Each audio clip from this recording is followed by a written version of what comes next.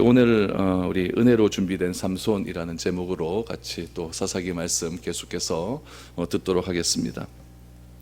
우리가 예배를 통해서 하나님의 임재를 경험하는 것 굉장히 중요합니다. 왜냐하면 예배의 영광을 경험하지 못하면 절대로 신자답게 살지 못하기 때문에 그렇습니다.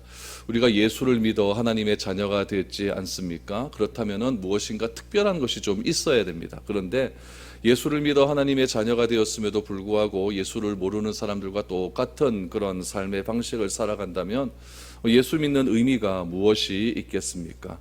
우리가 특별히 드러날 수 있는 것은 바로 예배의 삶입니다. 예배 시간에 우리는 예배의 자리에 오는 것이고, 예배의 자리에 와서 그냥 왔다 가는 것이 아니라 하나님의 임재를 느끼고 하나님을 알고 하나님을 믿는 믿음이 더욱더 커져감을 통해서 내 신앙이 성숙해져 가는 것, 다시 말하면 어른스러워져 가는 것, 그것이 굉장히 중요한 의미로 다가오게 됩니다. 그래서 우리 신앙, 참된 신앙이라고 하는 것은, 성숙한 신앙이라고 하는 것은, 어른스러운 신앙이라고 하는 것은 자로 잰 듯이 기계적인 신앙을 하는 것이 아닙니다.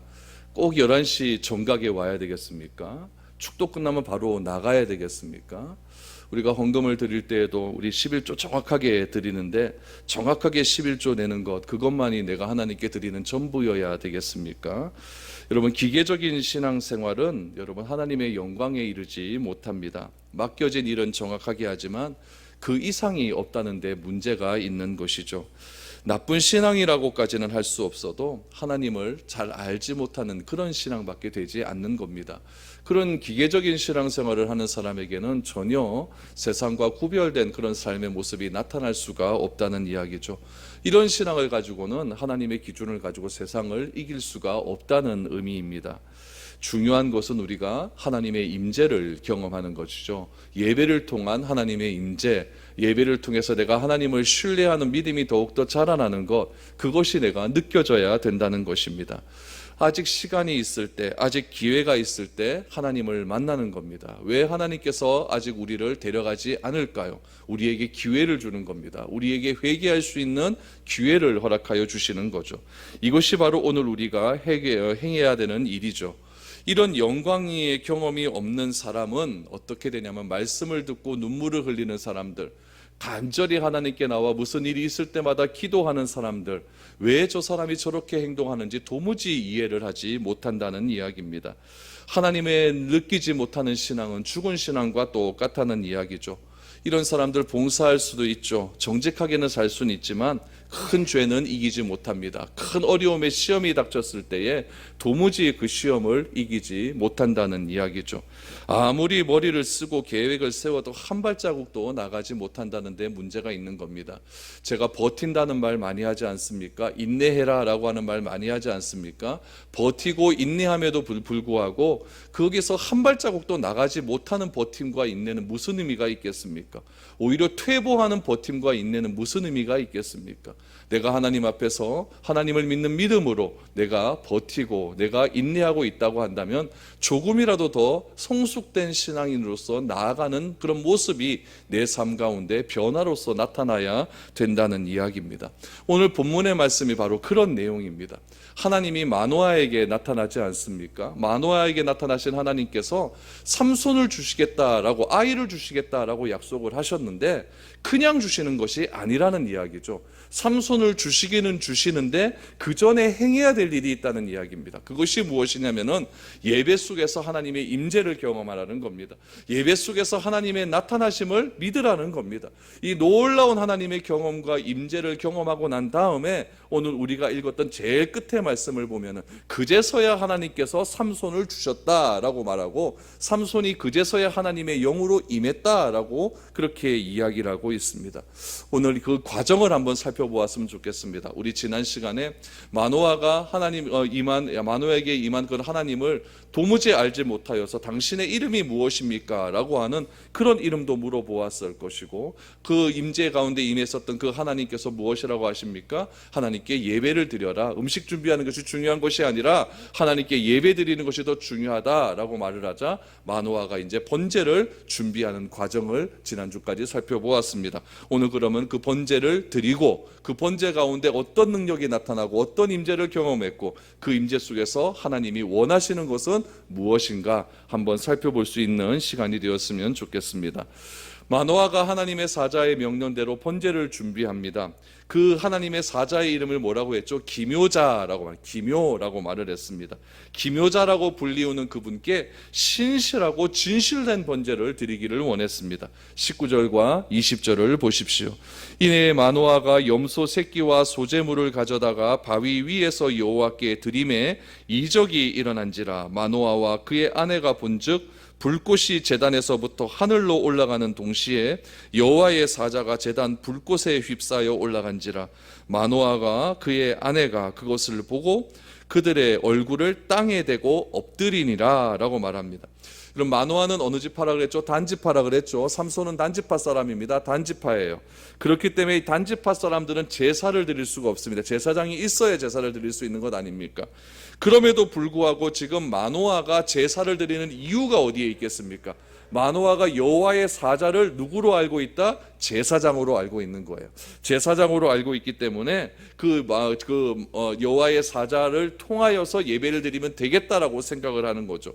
그런데 이 여호와의 사자는 제사장 그 이상의 분이었다는 것을 아직까지 깨닫지 못하는 겁니다.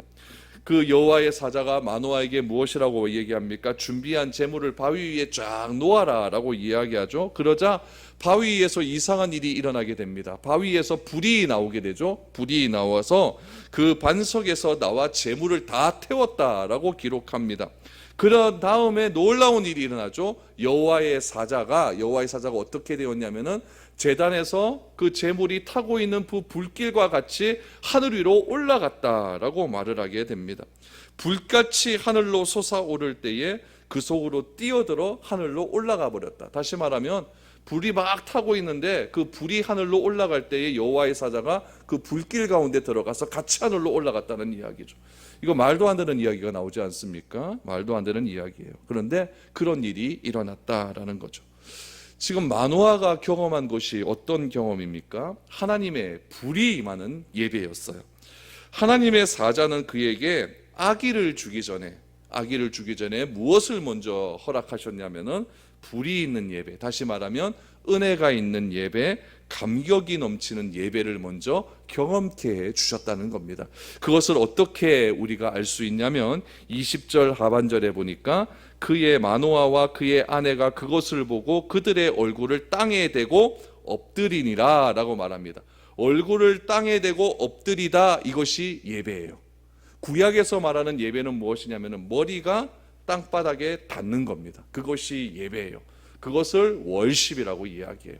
최상의 존재에게 엎드려 절하는 것, 그것이 예배예요. 지금 마노아와 그의 아내가 왜 어떻게 예배를 드릴 수가 있었습니까? 그가 명한 대로 제물을 드렸더니 불이 나오고 그 불이 하늘로 올라갈 때에 여호와의 사자가 불과 함께 하늘로 올라가는 장면을 보고 예배를 드렸다. 진실된 예배를 드렸다라는 이야기죠.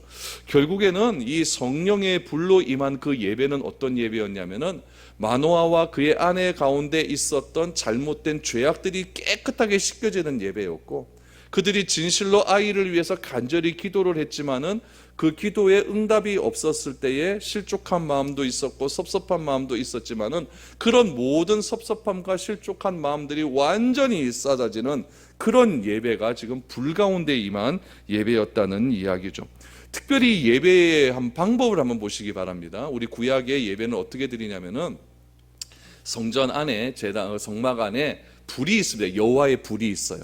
그 여호와의 불은 절대로 꺼뜨려서는 안 됩니다. 그런데 이 여호와의 불을 잘못 드렸다가 죽은 사람이 있지 않습니까? 아론의 그의 아들들이 자기 마음대로 불을 드렸다가 죽는 일이 일어나지 않습니까?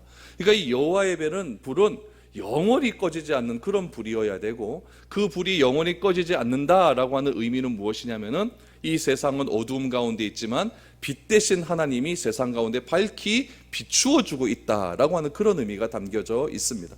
그러므로 이 여호와 하나님께서 주신 이 불을 관리하는 사람은 사람이에요. 사람이 그 불이 꺼지지 않도록 계속해서 장작을 갖다 지펴야 되고, 그 지피고 감람유를 부을 때마다 그 불이 활활 타오를 수 있게 되는 거죠. 그런데 오늘 이 예배 가운데 임한 불은 어떤 불이었습니까? 바위에서 나오는 그런 불 아니에요.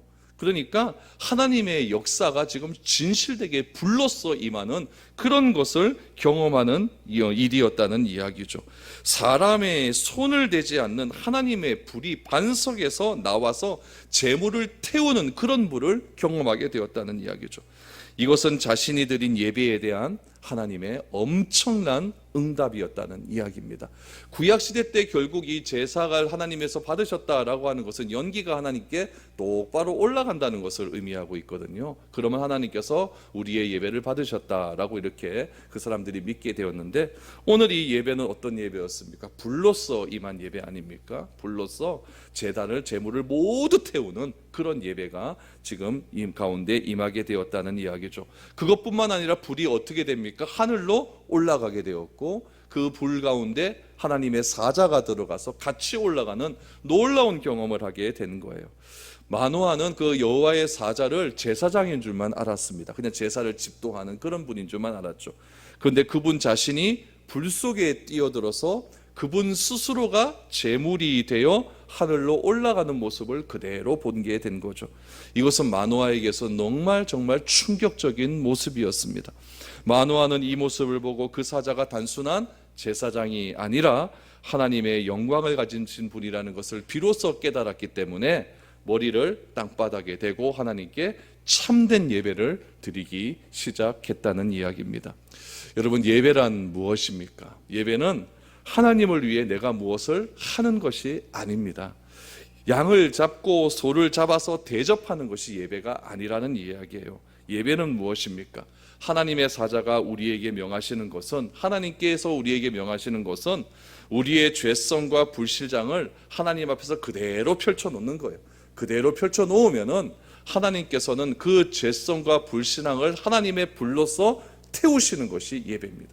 이것을 내가 경험하는 것이 예배라는 이야기예요. 있는 모습 그대로 하나님께 나아가는 겁니다. 내가 뭐 조금 찝찝하면 예배에 안 나오고, 내가 좀 좋으면 예배 나오고, 그것이 아니라 내가 찝찝해도 예배 나오고, 내가 죄를 지어도 예배 나오고, 내가 무엇인가 안 돼도 예배에 나와서 내 있는 것 모든 것들을 하나님께 그대로 내어놓는 것, 그것이 예배라는 이야기예요. 그러면 어떤 일이 일어납니까? 하나님이 불이 내 죄를 태우시고, 오늘 본문의 말씀처럼 불 속으로 여호와의 사자가 들어가서 자기 자신 스스로가 제물이 되어주셨던 것처럼, 우리 십자가에서 죽으신 예수 그리스도의 그 십자가에서 흘리신 놀라운 피가 스스로 제물이 되어주시어서 있는 모습 그대로 나온 내 죄성을 하나님께서 다 깨끗이 씻어주는 것을 경험하는 것, 그것이 참된 예배라는 거예요. 그런 은혜가 나에게 임하게 될 때에 우리는 어떤 삶을 살게 됩니까? 오늘 마노아와 그의 아내처럼 자신의 머리가 땅바닥에 완전히 굽혀 엎드려져서 예배의 삶을 살아갈 수 있게 된다는 것이죠. 그러므로 오늘 드리는 이 자리가 예배일 뿐만 아니라 무엇도 예배가 되어야 됩니까? 내 삶이 그런 식의 예배가 되어야 된다는 이야기죠. 그래서 마노아는, 그의 아내는 지금 놀라운 경험을 한 거예요. 예배를 통해서 정말 큰 경험을 하게 된다는 이야기죠. 무엇입니까? 하나님은 삼손을 성령으로 충만하게 하시기 전에, 여러분 보시죠. 25절 말씀을 보시죠. 여호와의 영이 그를 움직이기 시작하셨더라. 여호와의 영이 그라고 하는, 그는 누구냐면 삼손을 뜻하는 거예요. 여호와의 영이 비로소 삼손을 움직이기 시작하는 거예요. 언제요? 마노아와 그의 아내가 먼저 자기의 죄성을 깨닫고 자기의 모든 것을 다 내려놓고 참된 예배를 드리기 시작하는 그 이후로부터 하나님께서 그에게 비로소 삼손을, 아기를 허락해 주셨다라는 이야기죠. 그렇게 하지 않으면은 여러분 도저히 그 삼손의 삶을 이해할 수가 없기 때문에 그렇습니다. 오늘 이 일이 있기 전에 삼손의 어머니는 이미 이 여호와의 사자로부터 나신인으로서의 그런 말씀을 듣지 않았습니까? 머리를 깎는 것이 정상이죠. 그리고 시체를 가까이 하지 않는 것, 뭐 그건 물론 맞는 말이겠지만은 장례식에 참여하는 것이 정상이고, 포도의 소산을 같이 마시면서 기뻐하고 잔치에 참여하는 것이 정상이라는 거예요. 그런데 이 마노아와 그의 아내 그 부부가 이런 성령의 충만한 은혜의 경험을 하지 않으면은 자신의 아들을 보고 자꾸 이상하게 생각하는 거예요. 너는 왜 그렇게 살아야 되느냐? 부모가 먼저 그 아들에 대한 그 나신으로서의 이해와 은혜가 충만하지 못한다고 한다면 아들이 가야 될 길을 방해받을 수 있기 때문에 그렇습니다. 그래서 하나님께서는 삼손을 먼저 보내어 주시기 전에 부모를 먼저 충만하게 하신 거예요. 부모가 먼저 참된 예배자의 삶을 살게 하신 것, 부모가 먼저 하나님의 신으로 감동될 수 있도록 하시는 것이고, 부모가 먼저 하나님의 불로서 자신의 모든 죄성을 태움을 받는 그런 놀라운 은혜의 경험을 할 수 있게 하신 겁니다. 그 이후에 아들을 허락하여 주셨다는 이야기죠. 그러므로 여러분, 우리들의 삶도 이러한 삶이 되어야 됩니다. 우리가 세상에 나가서 무엇인가 하기 전에 꼭 필요한 것은 이와 같이 하나님의 임재가 있는 예배를 경험하는 것, 그것은 매우 중요한 일입니다. 아브라함의 삶을 보십시오. 창세기 우리 11장 제일 하반절부터 보면은 아브라함에 대한 이야기가 나오는데, 아브라함이 하나님의 부르심을 받고 이제 가나안 땅으로 오게 됩니다. 창세기 12장 이하에 보면은 계속해서 무슨 말씀이 나오면은 제단을 쌓고 제단 쌓고 제단 쌓고 제단 쌓고, 이 얘기가 계속해서 반복적으로 나옵니다. 애굽으로 갔다 다시 돌아와서 제단 쌓고 또 제단 쌓고. 이건 무엇입니까? 아브라함의 삶은 예배하는 자의 삶이었다는 거예요. 참된 예배를 드리는 삶이었다는 거죠. 어디를 가든지 하나님께 예배하는 그런 삶을 살았다는 이야기입니다. 여러분, 우리들 삶 가운데에도 이런 예배자의 삶이 넘쳐날 수 있었으면 좋겠습니다. 그래서 뭐 이사를 하든지 또 무엇인가 또 특별한 일이 있든지 또 무엇인가를 시작하든지 마무리하든지 또 하나님 앞에 또 나아갈 일이 있을 때든지 항상 하나님께 예배 드리시고, 예배함으로 하나님께 큰 은혜를 받아서 하나님께서 주시는 그 귀한 마음을 가지고 그런 모든 일들을 시작하고 마무리하는 그런 삶들이 우리 가운데 넘쳐나야 될 줄로 믿습니다. 우리 21절 22절 한번 보십시오. 어떤 이야기를 하는가? 여호와의 사자가 마노아와 그의 아내에게 다시 나타나지 아니하니 마노아가 그제야 그가 여호와의 사자인 줄 알고 그의 아내에게 이르되 우리가 하나님을 보았으니 반드시 죽으리로다. 여러분, 여기서 마노아가 무엇이라고 이야기하냐면은 그제야 그가 여호와의 사자인 줄 알았다라고 말을 합니다. 알았다. 알고 난 다음에 그의 반응이 무엇이었냐면 이제 우리는 죽는다라고 하는 두려움입니다. 여러분, 이것이 율법이에요.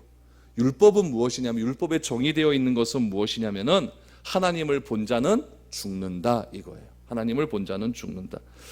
하나님의 사자가 시내산에 나타나셨을 때에 여러분, 모세가 하나님의 사자를 보았습니다. 그렇죠? 떨기나무 가운데서 하나님을 보지 않습니까? 그리고 모세는 하나님과 대면하는 일들이 있게 됩니다. 그리고 그 후에 어떤 일이 일어나게 되냐면 이스라엘 장로들이 같이 다 이렇게 여호와의 산 시내산으로 올라가게 되는데 일정 부분 이상은 하나님께서 막으십니다. 더 이상 올라오지 말아라. 그리고 모세만 올라가게 됩니다. 무엇입니까? 어느 누구도, 율법이라고 하는 것은 어느 누구도 하나님의 영광에 직접 나아갈 수 없게 한다는 이야기예요.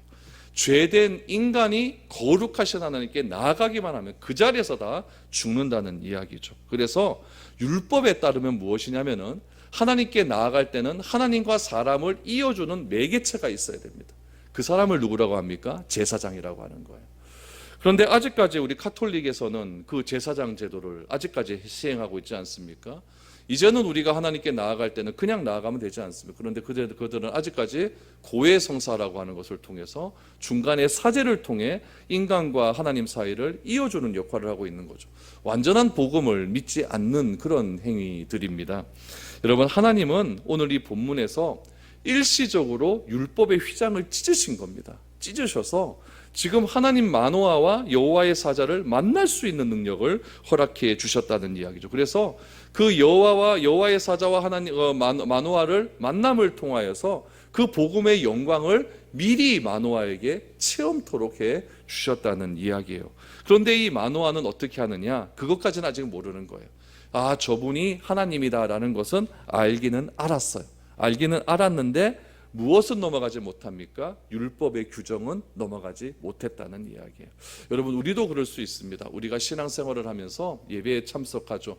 예배에 참석하고 성도들과 서로 교제하면서 참 예배가 중요한 것이다. 하나님은 참 귀하신 분이다. 성도들 간의 교제는 참 귀한 일이다. 이런 것을 알아갈 수는 있습니다. 그러나 그 알아감이 더 더 깊은 알아감으로 알아야만 오늘 이 마노아와 같은 하나님을 보았으니 반드시 죽으리로다라고 하는 잘못된 알매에서 벗어날 수 있다는 이야기예요.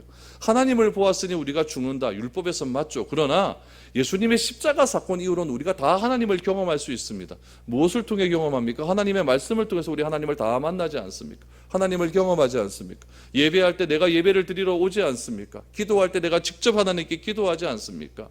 그럼을 통해서 우리가 하나님을 믿고 우리가 신앙생활을 하면은 우리가 성경을 더 많이 읽어야 되는 이유가 거기에 있는 것이고, 교회에서 모임을 하고 교회에서 성경 공부를 하고 무엇을 할 때마다 내가 더 알기에 힘을 써야 되는 이유는 무엇이냐면은 잘못된 신앙생활로 빠질 수 있기 때문에 그렇다는 이야기예요. 어제 제가 대곡역 사거리에서 어떤 목사님하고 식사하고 딱 서 있는데 하나님의 교회 사람 여자들이 왔어요, 저한테. 그러면서 이러는 거예요. 우리 하나님의 교회가 영국 여왕한테 상 받았습니다. 그거 소개하려고 왔어요. 이렇게 얘기하는 거예요. 그때 제가 뭐라고 얘기했는지 압니까? 하나님 아버지도 바빠 죽겠는데 하나님 어머니까지 알 시간 없습니다. 이랬어요. 그랬더니 막 그냥 난처한 표정을 짓더라고요. 그래서 저는 하나님 아버지만 더 알랍니다. 가이소 하면서 했더니 죄송합니다. 그러면서 가더라고요. 여러분 알아야 돼요. 알아야 되는 거죠. 알아야지 우리가 뭘 해도 하는 거지. 하나님의 교회건 신천지건 뭐건 거기 교리할 필요 뭐가 있겠습니까? 우리 하나님 말씀 잘 알면은 거기에 교리가 잘못되다는 것 더 잘 알 수 있는 것 아니겠습니까? 오늘 또 신천지에서 편지 하나 날라왔어요. 날라와가지고 당신네들이 잘못된 거, 성경적으로 잘못된 거 질문 쫙 적어놨더라고요. 쫙 적어놓고 궁금하면 전화해 주세요. 이렇게 나오더라고요. 그래놓고 자기들 교리를 또 이렇게 적어놨더라고요. 자기들 교리가 또 잘못돼놓고, 그렇죠? 네, 그런 거예요. 여러분, 우리가 하나님을 알 때 정말 진실된 마음으로 깊이 알 수 있는 그런 믿음이 필요합니다. 그래야만 우리가 하나님에 대한 오해도 사라질 수가 있는 것이고 예배에 대해서 바른 예배를 드릴 수가 있는 겁니다. 여러분, 하나님은 마노아에게 하나님의 영광, 복음의 영광을 지금 보여주셨습니다. 그러자 아내가 뭐라고 이야기하느냐? 23절 보십시오. 이 아내가 굉장히 똑똑해요. 그의 아내가 그에게 이르되 여호와께서 우리를 죽이려 하셨더라면 우리 손에서 번제와 소제를 받지 아니하셨을 것이요 이 모든 일을 보이지 아니하셨을 것이며 이제 이런 말씀도 우리에게 이르지 아니하셨으리이다 라고 말을 하는 겁니다. 굉장히 똑똑하지 않습니까? 하나님을 우리가 보았다라고 하면 하나님께서 죽이면 그만인데 지금 이 마노아의 아내가 하는 말은 무엇입니까? 하나님의 영광을 내가 경험했다는 이야기예요. 하나님께서 우리의 예배를 받아주셨다는 이야기입니다. 하나님께서 모든 일을 우리에게 보이셨다는 이야기죠. 우리에게 말씀하셨다는 이야기입니다. 우리를 죽이려고 하셨다면 이런 것들 전혀 보이지 않았을 것인데 하나님은 우리를 살려주시고 무엇인가 특별한 의미가 있는 것이고 하나님께서 말씀하신 그 말씀을 이루기 위해서 이 예배에 통해서 우리를 더욱더 살려주시고 새로운 방향으로 더 이끌어 가시는 것 아니겠느냐, 이렇게 마노아에게 이야기를 했다는 이야기죠. 여러분, 마노아와 그의 아내가 드린 예배 정말 특별한 예배 아니겠습니까? 이건 모세가 신의 산의 경험을 능가하는 그런 예배예요. 모세도 하나님의 사자가 제물을 태우는 불꽃과 함께 하늘로 올라가는 그런 경험은 보지도 못했습니다. 하나님은 마노아에게 예배를 통해서 귀한 선물을 허락하여 주신 거예요. 첫 번째 선물은 무엇일까요? 과거의 자신의 부끄러운 삶, 자신이 하나님을 믿지 못했던 그런 모든 죄악들, 그런 것들을 그 예배 한 번 드림을 통해서 다 태워버리는 그런 은혜를 허락하여 주셨고, 또 한 가지는 무엇이냐면 이제는 우리가 불필요한 미신과 이방 세계에서 있는 그 주변 나라들이 드리는 그런 이방의 예배를 벗어나서 이제는 정확한 하나님 예배를 드릴 수 있게 됐다라고 하는 이 놀라운 경험을 하나님께서는 마노아에게 허락해 주셨다는 이야기입니다. 여러분, 오늘 우리가 교회에 모이는 이유도 바로 여기에 있는 거죠. 혼자 있다 보면은 자꾸 불필요한 두려움에 빠지기 시작을 합니다. 내가 시험에 들죠. 내가 어려움에 당하게 됩니다. 그러면은 자다가 자꾸 이상한 생각하는 거예요. 의아노 하나님께 기도하면 이런 거 고쳐주겠나, 들어주시겠나. 혼자서 자꾸 이런 이상한 생각을 하다 보면은 어떻게 되냐면 결국 극단적인 생각으로 가게 됩니다. 극단적인 생각 가게 되면 여러분, 좋은 쪽에 극단적인 생각 갑니까? 안 좋은 쪽으로 극단적인 생각 갈까요?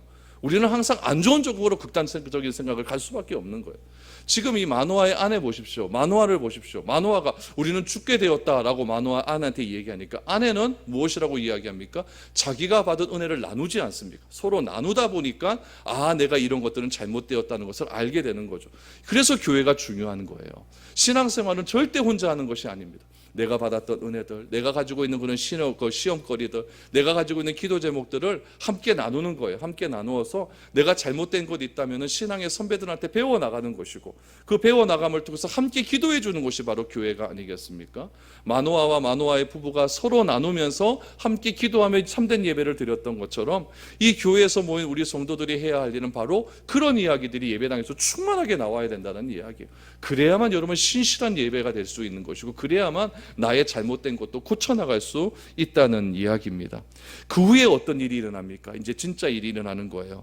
24절 25절 보니까 그 여인이 아들을 낳음에 그의 이름을 삼손이라 하니라. 그 아이가 자라매 여호와께서 그에게 복을 주시더니 소라와 에스디올 사이 마하네단에서 여호와의 영이 그를 움직이기 시작하셨더라.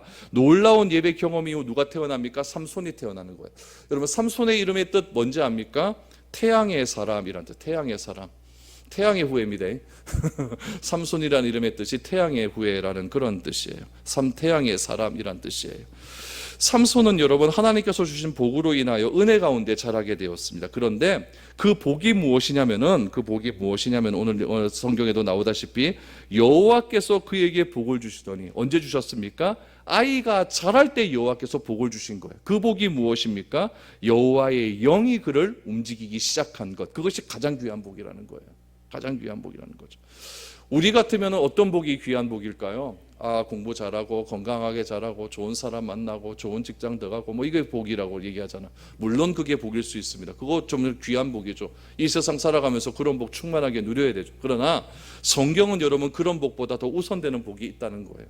가장 좋은 것으로 우리에게 채워주지 아니하시겠느냐. 그 좋은 것이 무엇이었어요? 성령 아닙니까? 성령 아닙니까? 오늘 본문 속에서도 아이가 자라매 여호와께서 그에게 복을 주시더니 그 복이 무엇이냐면 여호와의 영이 그를 움직이기 시작했다. 이것을 인정하기 위해서 마노아와 그의 아내에게 성령 충만한 불이 있는 예배를 경험하게 하셨다라는 이야기죠. 특별히 여러분, 마하네단이라고 하는 이름의 뜻이 무엇이냐면 단의 진영이란 뜻이에요. 단의 진영. 마하네라고 하는 것은 진영, 모임 이런 뜻이거든요. 그러니까 마하네, 단, 그러니까 단이 모여 있는 곳 이런 뜻이죠. 단이 모여 있는 곳. 그러니까 이 마하네단이라고 하는 지역에 무엇이 있었냐면 단 지파의 군대가 있었던 거예요. 왜 군대가 있었겠습니까? 단과 밀접한 경계선에는 누가 있기 때문에? 블레셋 사람이 있었기 때문에 단 지파 경계에 있는 마하네단이라는 곳에 단 지파의 군대가 있었다는 이야기죠. 그 군대가 있는 그곳에서 삼손은 처음으로 하나님의 신이 충만한 경험을 하게 된다는 이야기예요. 기묘이신 하나님께서 어떻게 이스라엘을 어려움에서 건져내십니까? 성령의 감동을 받은 그 한 사람을 통해서 그들을 건져내신다는 이야기예요. 여러분, 기독교에서 가장 놀라운 일은 무엇이냐면은 하나님의 영이 사람 가운데 임한다라는 이야기예요. 그 하나님의 영이 사람 가운데 임한다라는 것을 예수님은 무엇이라고 해주셨냐면 임마누엘이다라고 말씀해 주셨습니다. 하나님의 영이 우리에게 임하면 우리에게 주어지는 고백이 있습니다. 그것은 무엇이냐면은 예수를 그리스도라고 인정하는 고백이 나오게 되는 겁니다. 여러분, 술도 사람의 몸에 들어가게 되면 변화를 일으켜요. 얼굴이 벌개지는 변화가 일어나고, 어떤 사람은 왔다 갔다 하는 그런 변화도 일어나지 않습니까? 술도 그런 변화가 일어나는데, 하나님의 영이 우리 가운데 임하게 되면 어떤 변화가 일어나게 되겠습니까? 물리적인 변화가 일어나게 되는 거예요. 내 삶의 변화가 일어나게 되는 거예요. 통찰력이 생기기 시작하는 거예요. 비겁한 자가 용감해지기 시작하는 거예요. 나약한 자가 독수리 날개쳐 올라감 같은 용기와 담대함이 우리 가운데 생길 수 있게 되는 거예요. 그것을 행하시는 이가 누구입니까? 오늘 본문에 나타난 기묘라고 하는 하나님의 사자입니다. 기묘가 무엇이라고 그랬죠? 놀랍다, 기이하다, 경이롭다라고 말하지 않았습니까? 놀라우신 분이, 경이로우신 분이, 기이하신 분이, 그 놀라운 분이 내 육체 가운데 거하게 되면, 성령이 임하게 되면 우리가 세상을 이길 수 있는 놀라운 은혜를 허락해 주신다는 이야기죠. 세상의 기준을 따라가지 않고 하나님의 기준과 뜻대로 내가 살아갈 수 있는 힘을 얻게 된다는 거예요. 여러분, 우리 사람은 절대 세상 못 이깁니다. 이길 수가 없어요. 그렇기 때문에 내 힘으로는 도저히 안 돼요. 안 돼요. 내 힘으로, 내 안에 있는 것으로 어떻게 내가 구원에 이룰 수가 있겠습니까? 구원은 어디로부터 임하게 되느냐? 밖에서 나에게 무엇인가가 들어와야 돼요. 그 밖에 계신 분이 누굽니까? 하나님이에요. 그 하나님이 나에게 임하게 되면 나에게 비로소 구원이 임하게 되는 겁니다. 우리는 세상 속에서 살아갑니다. 세상과 따로 떨어져 살지 않아요. 세상 가운데 살아가기 때문에 어쩔 수 없이 세상 사람과 같이 살아야 되는 것이고, 세상의 기준과 판단과 같이 살아야 되는 그런 우리가 되어 있는 거예요. 그런 세상의 기준을 우리가 이길 수 있는 힘이 어디서부터 나옵니까? 내 안에서요? 절대 안 되는 거예요. 무엇인가가 하나님으로부터 나에게 들어와야 되는 거예요. 그 들어오는 그 과정이 무엇입니까? 이 예배예요. 예배를 통해 내가 담대함을 얻는 거예요. 예배를 통해 내가 힘을 얻는 거예요. 예배를 통해 내가 하나님을 아는 거예요. 그래서 믿음이 생기고, 이 믿음으로 나아가면 내가 이길 수 있는 거구나. 그걸 내가 경험하게 되는 거죠. 믿음이 무엇입니까? 믿음이란 나에게 일어나는 현상을 내가 인정하고 받아들이는 것이 믿음이고, 그 인정하고 받아들일 때 나에게 비록 고난이 찾아온다 할지라도 그 고난은 믿음으로 이길 수 있다라고 결정하는 것, 그것이 여러분 믿음이에요. 다른 게 믿음이 아니에요. 고린도후서 12장 2절 말씀해 보니까 바울도 이런 기묘한 경험을 해요. 그래서 몸 안에 있는지 몸 밖에 있었는지 나도 잘 모르겠다, 이렇게 얘기하지 않습니까? 여러분, 우리는 미신적인 것을 하나님의 말씀에 기초해서 끊어버려야 됩니다. 세상 사람들은 이사 갈 때 이사도 제대로 못 가잖아요. 손 오는 날 구하지 않습니까? 음력으로 끝자리 910 들어간 날, 그날 구하지 않어요. 동서남북 딱 해놓고 1일, 2일, 3일, 4일, 5일, 6일, 7일, 8일은 동서남북에서 귀신 온다 그러고, 9일과 영자 들어간 날은 손이 없는 날이기 때문에, 귀신이 없는 날이기 때문에, 그래서 그날은 이사해도 된다라고 하는 이런 미신적인 것에 우리가 사로잡혀서 그렇게 살아가고 있지 않습니까? 이런 것들은 무엇으로 끊을 수 있습니까? 하나님의 말씀밖에 없다는 이야기예요. 말씀을 기초로 한 논리적인 추론을 설교라고 한다면, 이 설교의 말씀을 듣고 여러분 스스로가 예수님이 하신 말씀을 직접 들음을 통하여서 이런 세상의 모든 미신적인 것들을 끊어버릴 수 있다는 이야기입니다. 여러분, 예언은 나의 미래에 있었던 일을 내가 아는 것이 예언이 아니라, 예언은 미래에 네가 어떻게 되겠다, 네가 여름에는 물러가지 마라, 이게 예언이 아니라 하나님의 말씀과 사랑과 신실한 성품의 기초에서 내가 하나님의 말씀을 논리적으로 추론해 나가고 그 말씀대로 내가 살아가는 것, 여러분 그것이 바로 예언이고, 이러한 예언이 구약시의 예언보다 훨씬 더 정확하다는 것을 기억하시기 바랍니다. 여러분, 우리가 드리는 이 예배가, 저는 이런 예배가 되었으면 좋겠습니다. 마노아가 드린 예배, 마노아의 아내가 드린 예배, 그 예배를 통해서 내가 참된 예배를 경험하게 되는 것이고, 설사 예배를 통해서 내가 조금 잘못된 것이 있다 할지라도 서로 그 잘못된 것들, 내가 경험한 은혜들을 서로 나눔을 통하여서 그 나눔을 통해 더 바른 길로 더욱더 성숙해져가는 그런 예배, 그것이 바로 하나님께서 우리에게 원하시는 참된 예배가 아니겠습니까? 오늘 삼손을 주시기 위해서 하나님께서는 이 마노아 가정 가운데 특별한 예배를 경험하게 해 주셨습니다. 하나님께서도 우리들에게 특별한 은혜를 경험해 주실 줄 믿습니다. 그 은혜의 경험은 바로 이 자리 예배 시간을 통해서 나타날 줄 믿습니다. 이 예배를 통해서 깊은 은혜를 경험하시고, 또 하나님께서 마노아 가정 가운데 삼손을 허락해 주셨듯이 우리 가운데도 필요한 삼손이 있을 것 아닙니까? 우리 가운데도 필요한 나 가운데 기도 제목이 있을 것 아닙니까? 그것을 하나님께서 그제서야 비로소 허락하여 주실 때가 반드시 올 것이라는 것을 꼭 기억하시기를 바랍니다. 내가 원하는 것만 자꾸 간구하지 마시고 여러분, 예배를 통해 깊은 은혜를 체험하십시오. 그러면 하나님께서 반드시 그것을 허락하여 주시어서 우리의 삶으로 하여금 더욱더 하나님이 원하시고 기뻐하는 삶으로 우리를 인도하여 가실 줄 믿습니다. 이런 은혜가 우리 가운데 넘쳐날 수 있기를 축복드립니다.